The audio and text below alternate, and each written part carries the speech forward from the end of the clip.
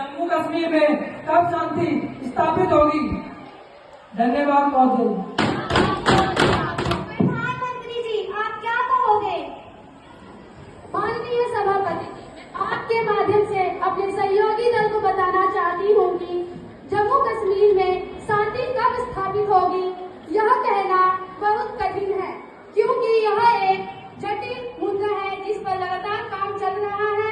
सरकारी सुरक्षा का बल और अन्य संस्थाएं शांति और विकास के लिए प्रयास कर रहा है। मैं आशा करती हूँ कि मेरे सहयोगी दल मुझसे सहमत होंगे। हम 90 के दशक से देख रहे हैं कि आए दिन कोई ना कोई दस्त सीमा लाकर हमारे देश में घुसपैठ कर जाता है और हमारे नागरिकों और सुरक्षा दलों को भारी नुकसान पहुंचाता है। इसलिए मैं माननीय प्रधानमंत्री जी से निवेदन करना चाहता हूं, इसको रोकने के लिए कोई ठोस उपाय बताएं। संसद की गरिमा को बनाए रखें।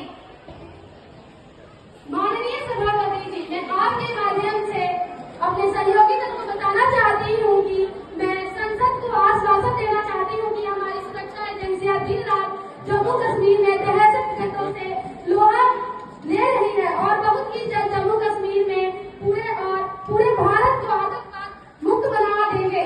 मैं आशा करती हूँ कि मेरे सहयोगी दल मुझसे सहमत होंगे। ग्राम संख्या 126 माननीय सांसद सुश्री संध्या शिक्षा विभाग से संबंधित अपना प्रश्न सभापटल में प्रस्तुत करेंगी। धन्यवाद महोदय जी। मैं संध्या मध्य प्रदेश के इंदौर संसदीय क्षेत्र से निर्वाचित हूँ। माननीय सभापति महोदय जी, मेरा आपके माध्यम से शिक्षा विभाग से यह प्रश्न है कि छात्रों पर परीक्षा के बढ़ते दबाव को कम करने और मानसिक स्वास्थ्य को बेहतर बनाने के लिए क्या कदम उठाए जा रहे हैं? शिक्षा मंत्री जी। माननीय सभापति जी, मैं आपके माध्यम से बताना चाहती हूँ कि हम छात्रों पर अनावश्यक दबाव कम करने के लिए कई पहल कर रहे हैं। इसमें मूल्यांकन प्रणाली में सुधार, परीक्षा के पैटर्न में बदलाव और पाठ्यक्रम की रचनात्मकता और तार्किक सोच को बढ़ावा देना शामिल है। हम स्कूलों में परामर्शदाताओं की नियुक्ति को भी बढ़ावा दे रहे हैं ताकि छात्र मानसिक और भावनात्मक रूप से स्वस्थ रहे। मैं आशा करती हूँ कि मेरे विपक्षी दल मेरे उत्तर से सहमत होंगे। ग्राम संख्या 127 माननीय सांसद सुश्री अनामिका गृह मंत्रालय से संबंधित अपना प्रश्न सभापटल में प्रस्तुत करें। धन्यवाद महोदय जी। मैं आपके माध्यम से गृह विभाग से यह प्रश्न पूछना चाहती हूँ कि क्या सरकार के इस अभियान में यह बात आई है कि देश के विभिन्न राज्यों में सैकड़ों अपराधों की घटनाएं बढ़ रही है। इस अपराध को रोकने के लिए केंद्र सरकार ने कौन से कदम उठाए होंगे? गृह मंत्री जी, आप क्या कहोगे? सभापति महोदय, जी हाँ, सरकार के संज्ञान में यह बात आई है कि देश के विभिन्न राज्यों में साइबर अपराधों की घटनाएं बढ़ रही है।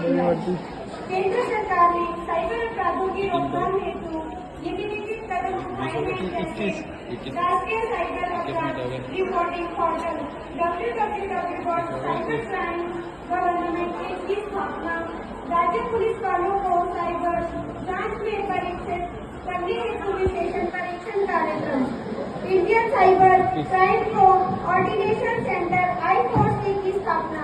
तो मैं आशा करती हूँ आप मेरे उत्तर से सहमत होंगे। ग्राम संख्या 128 माननीय सांसद सुश्री दीपांशी खेल विभाग से संबंधित अपना प्रश्न सभापटल में प्रस्तुत करें। धन्यवाद सभापति महोदय जी। माननीय सभापति महोदय जी, मेरा आपके माध्यम से खेल विभाग से प्रश्न है कि क्या सरकार स्कूलों और कॉलेजों में खेल की अनिवार्यता बढ़ाने पर विचार कर रही है? खेल मंत्री जी। माननीय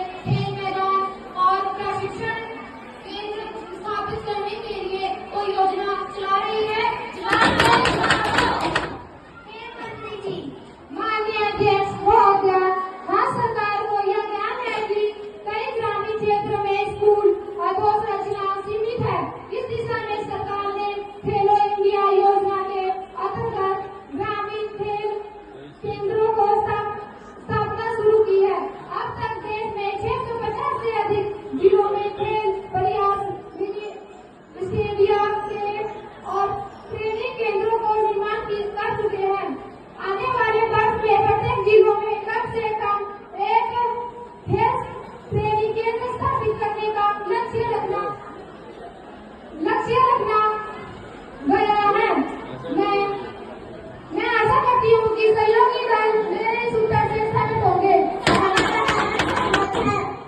संख्या 129 माननीय सांसद सुश्री उर्मिला वित्त विभाग से संबंधित अपना प्रश्न सभा पटल में प्रस्तुत करेंगी। धन्यवाद सभापति जी। जीएसटी कलेक्शन की वर्तमान स्थिति क्या है? वस्तु सेवा कर आर्थिक विकास पर क्या प्रभाव पड़ रहा है? वित्त मंत्री जी। भारत में वर्तमान जीएसटी दरों को 19 स्लैब में विभाजित किया गया है। इस स्लैबों को 0%, 5% और 18% तथा 40% में बांटा गया है। 0% वाली दरों को बिना ब्रांड वाली वस्तुओं पर लगाई गई है। 5% वाली दरों को आवश्यक वस्तुओं तथा अनिवार्य वस्तुओं पर लगाया गया है तथा 40% की दरों को उच्च चुनिंदा विलासिता वस्तुओं पर लगाया गया है। जीएसटी का आर्थिक विकास पर गहरा प्रभाव पड़ रहा है, जिससे विदेशी निवेशक भी आकर्षित हो रहे हैं। 2025 महंगाई के भत्ते और महंगाई में राहत 3% की वृद्धि की गई है।